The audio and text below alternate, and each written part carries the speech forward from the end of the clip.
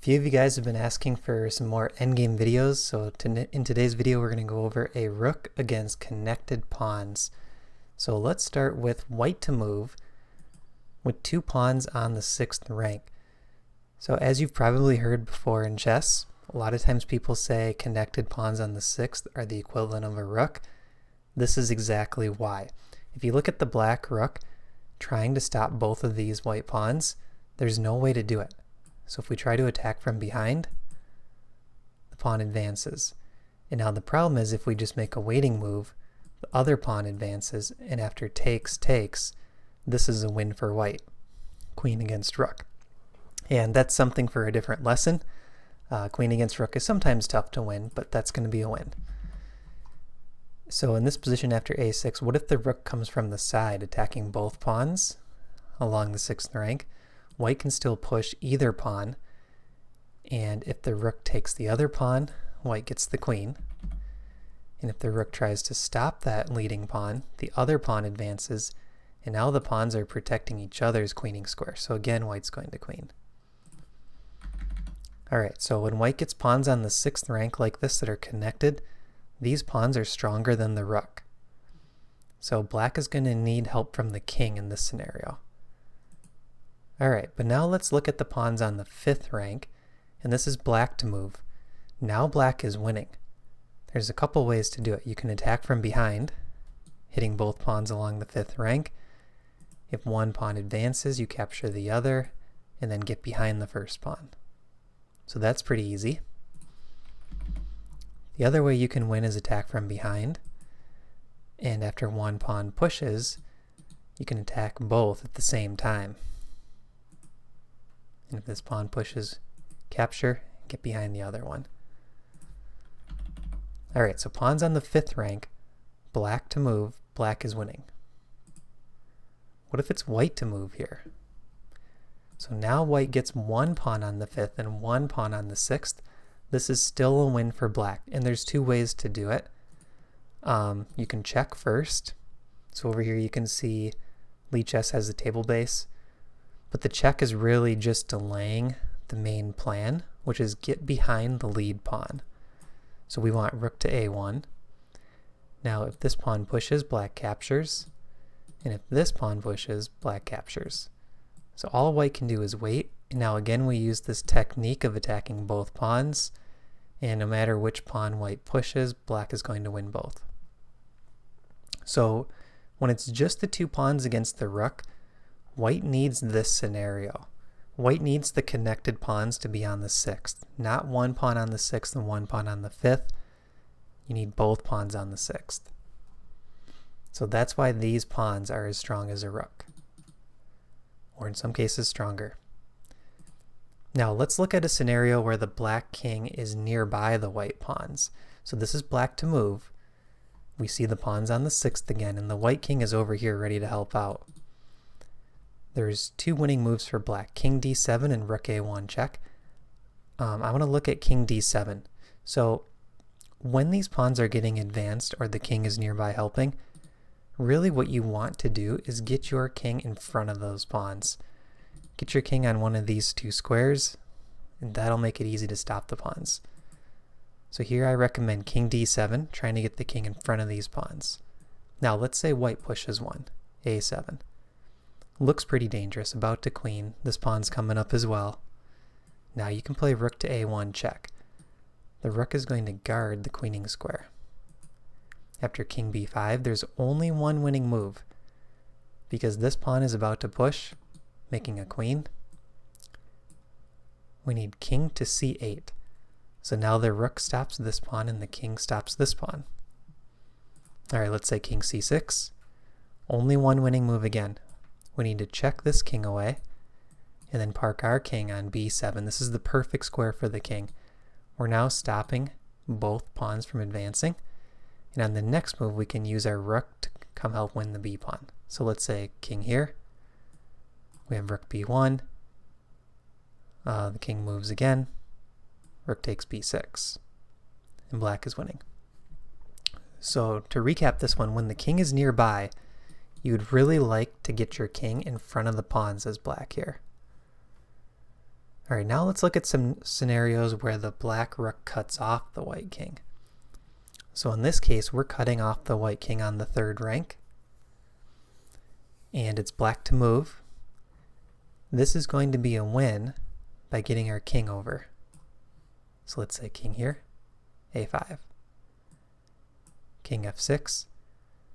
Now the problem for white is, because this king is cut off, if b5 is played, we can attack the pawns from the side.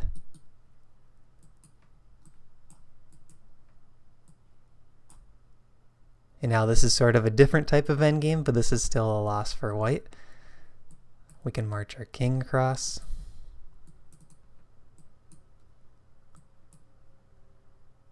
And if this pawn ever queens, we're going to check, winning the queen. So there's nothing white can do. But now keep that in mind, because it was getting a little bit close here. If this king were too far away, it's going to be hard for the rook alone to stop one pawn. So now let's look at the rook cutting off the fourth rank. Now black is losing. So let's say king here, one pawn pushes. King here, the other pawn pushes. Now if we go after this pawn, the other one pushes because you don't want the rook to capture with check. And there's no way we can stop both of these pawns. We had the rook against the pawns on the sixth rank scenario. And here white's winning. All right, so now we kind of know some of the ideas in practice, or the theoretical ideas, I should say. Well, let's look at this idea in practice. So this is a game from Gilberto Hernandez Guerrero against Boris Gelfand. Gelfand's playing black. And if we look at how this occurred, we'll back up a few moves. We had a rook and two pawns against a rook and one pawn. And Gelfand played this perfectly. If you watch with the table bases, he found all the winning moves. So what white tries to do is get this pawn pushed up the board with the help of the king.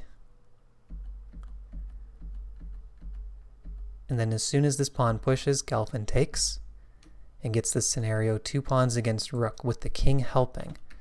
So even though these pawns haven't both hit the sixth rank, the fact that the king is here, the white king really needs to be all the way down here, like on f1 or g1, to be able to prevent those pawns from queening. So in the game, white played king c6, king g2, king d5, f2, king e4, g3, white resigned. Because we play this out, king here, make a queen, take, and then this pawn's going to queen. All right, so what if we add one tempo for white? So we had this position like this with g4, king c6. What if we put that king on d5 already and say, okay, now it's white's move. Here it's going to be a draw. Or I'm sorry, black's move. So the king is here instead of on c6. Here it's going to be a draw. f2, king comes closer, king g2, king e3, threatening to win the pawn. g3, king e2, king g1, rook f3, attacking both pawns. So black could come back and repeat or push, and after take, king over. There's nothing better for white to do than to capture here. And you might be asking yourself, well, was there any other way that white could try to win this in this scenario?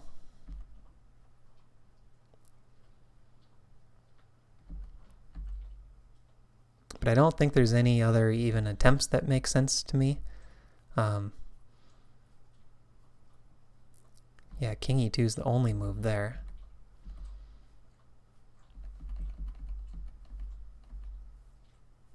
Yeah, so there's nothing else white could do. And I looked at this position, and I tried multiple squares for the king, the white king.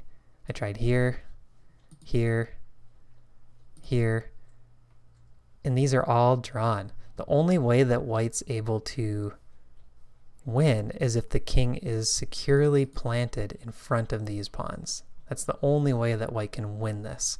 So it's really powerful when you have the king up here helping those connected pass pawns. So I think the big takeaway that I want you guys to learn from this chapter is when you have a rook against connected pawns, if you have the pawns, try to keep your king nearby and create a scenario where the opponent's king cannot come close. And from the other point of view, if you have the king and rook, try to get your king in front of the pawns. That's the best way to stop them. Alright, so I hope you guys enjoyed this little endgame lesson. There's been some requests for more endgame videos, so please let me know in the comments. Do you want to see more of these kind of endgame tutorials, endgame strategy? And let me know what types of endgames if you do want to see more, because I'm guessing more endgames are going to be popular requests, and I want to keep producing the content that you guys want to see. So let me know in the comments. Alright, thanks for watching, and I'll see you in the next video.